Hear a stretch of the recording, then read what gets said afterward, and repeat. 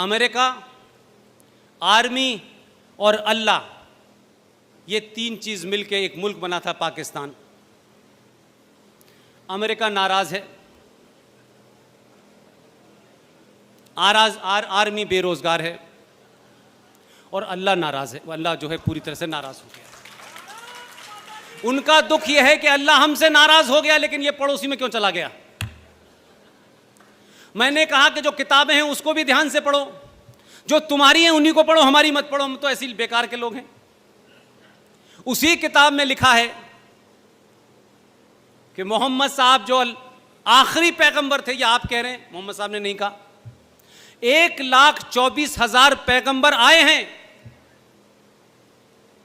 लेकिन उन्हीं मोहम्मद साहब के दामाद जिसका कत्ल सुन्नियों ने, वहाबियों ने किया, मोहम्मद साहब की बेटी को जिन्होंने मारा, घर में आग लगा दी, जलता हुआ दरवाजा ऊपर गिरा दिया और बीबी फातिमा की मौत हो गई।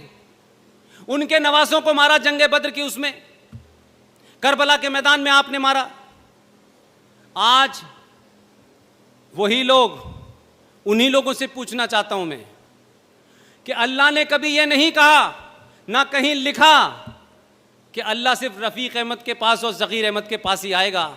अल्लाह हर उस आदमी के पास आएगा जो अल्लाह के ज्यादा नजदीक होगा। और ना उन्होंने रंग बताया, ना शक्ल बताई, ना कपड़े बताए। आपने पजामा ऊपर किया, उसने कुर्ते की आस्तीन ऊपर कर ली है, इसलिए वो वही काम कर रहा है। कोई काम उसने नहीं किया है अभी तक। उसने जो अल्लाह ने बताए काम थे, जो अल्लाह की मखलूक थी, जो अल्लाह के रास्ते से भटक गई थी, क्योंकि उसी कुरान मजीद में लिखा हुआ है कि अल्लाह फरमाते हैं कि अगर मेरे बताए रास्ते से तुम हटे तो मैं इसी सरजमी के ऊपर, इसी कायनात में ऐसे लोगों को भेजूंगा जो तुम्हें मेरे रास्ते पे ले आएंगे।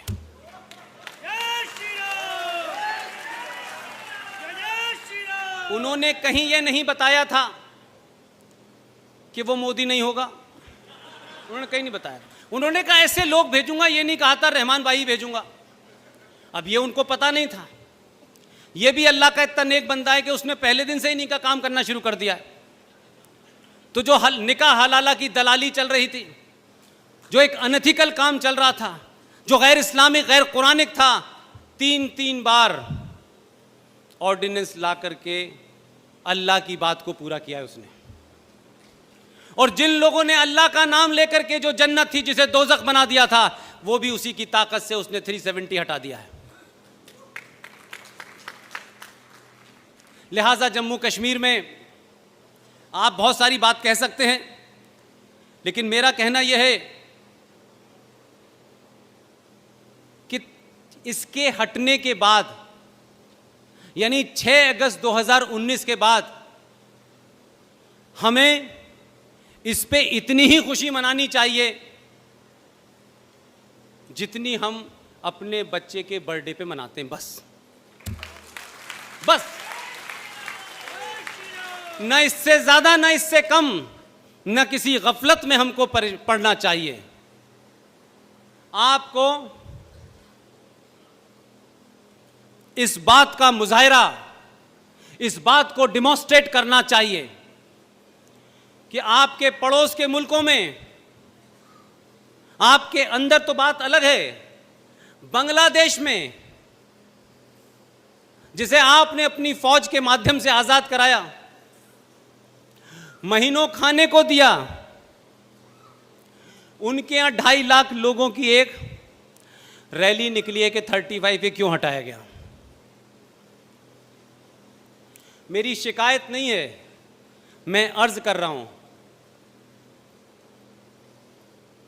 क्या ये फर्ज हमारा नहीं है? क्या सिर्फ ये काम सरकार में बैठे लोगों का है कि सरकार कोई देश के फेवर में बड़ा फैसला लेगी, उस फैसले के लिए हम सड़कों पे निकल के क्या सरकार का धन्यवाद नहीं कर सकते? दुनिया को नहीं बता सकते कि 90 करोड़ लोग इसके साथ हैं? वो जगह जगह बता रहे, लेकिन दिख नहीं रहे। आप फेसबुक पर हैं, फेसबुक से बाहर निकलिए, सड़कों पे जाइए, किसी के खिलाफ नारा मत लगाइए, सरकार को अपने होने का एहसास कराइए। सरकार में बैठे हुए लोग अमेरिका से लेकर के रशिया तक कहलवा रहे हैं कि 35A भारत का मामला था, लेकिन भारत की जनता सड़कों पे नजर नहीं आ रही।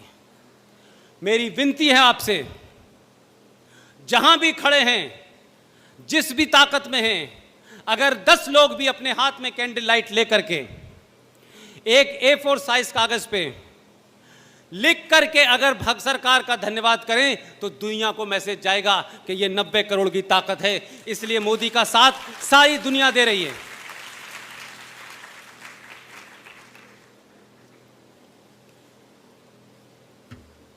लिहाजा आपकी जिम्मेदारी, 6 अगस्त के बाद से इस देश में बड़ी सारी चुनौतियां बढ़ गई हैं। उन चुनौतियों से लड़ना समाज की जिम्मेदारी है।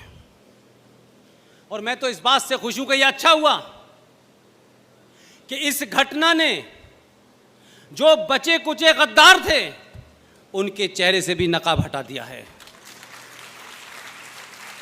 ताकि आप दोबारा उस गफलत में न पड़ें कि ये गंगा जमुना तहजीब है, ये भाईचारा है। इस भाईचारा और गंगा जमुना तहजीब ने 70 साल और 1000 साल से आपको इतना गुमराह किया कि आप दुनिया की सबसे ताकतवर कौम, दुनिया की सबसे पुरानी संस्कृति, वो भूल करके इन बौनों से आप अपना मुकाबला करने लगे। लिहाजा आपने इतना बड़ा शो बरेली में किया। मैं कुछ इश्यूज़ को लेकर के देश भर में दूसरे कामों के लिए निकला हूं, लिहाजा आज मेरी ये सभा आर्टिकल 35A का जिक्र, कश्मीर का जिक्र, ये आखिरी है। अब मेरे एजेंडे में 2-3 चीज़ें हैं जो मैं कहना चाहता हूं। एक तो इस देश में आप सब उस मुहिम के हिस्सेदार हैं। कोई 5 पैसे का हो सकता है, कोई 5000 रुपये का हो सकता है, कोई करोड़ों का मुकुट चढ़ाने वाला हो सकता है, लेकिन याद रखिए, इस नियम को मुझे ख़त्म कराना है कि मंदिरों में चढ़ने वाले चढ़ावे को सरकार क्यों लेगी भाई। ये चढ़ावा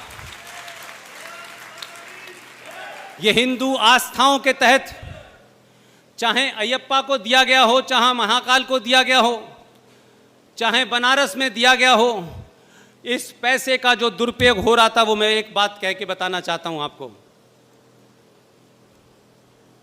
ये जो पैसा आप चढ़ाते हैं, सरकार इसका ले लेती है आपसे, और आपके चढ़ावे पे इनकम टैक्स भी लगता है। तो ये अरबों खरबों रुपया जो जा रहा था, उसमें एक राज्य है जिसका नाम है कश्मीर, जो कुछ नहीं करता, जो कुछ प्रोड्यूस नहीं करता जीडीपी में, उनका निल कंट्रीब्यूशन है।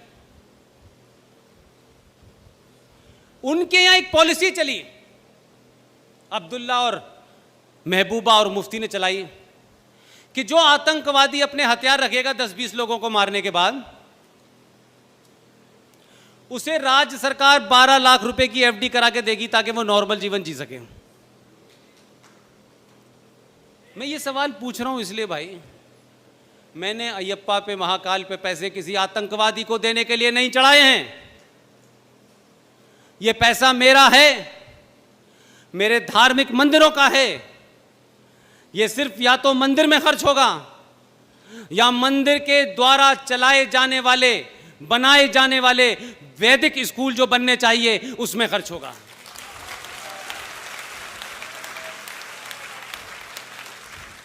ये पैसा जो भारत सरकार का एक कानून है कि हिंदू अपने धर्म की शिक्षा नहीं दे सकता, हिंदुओं के शिक्षा संस्थानों के अंदर सरकार तय करेगी, लेकिन मुसलमानों सिखों में नहीं तय करती।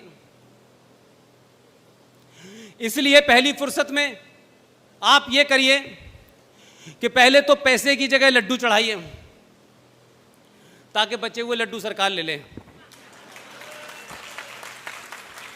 और दूसरा, इसके लिए मुहिम चलाइए कि ये पैसा सिर्फ और सिर्फ सनातन धर्म को बढ़ावा देने के लिए, उस संस्कृति को बचाने के लिए, वैदिक और वेदों को पढ़ने और पढ़ाने वालों पे खर्च किया जाएगा। इसके अलावा किसी पे खर्च नहीं किया जाएगा।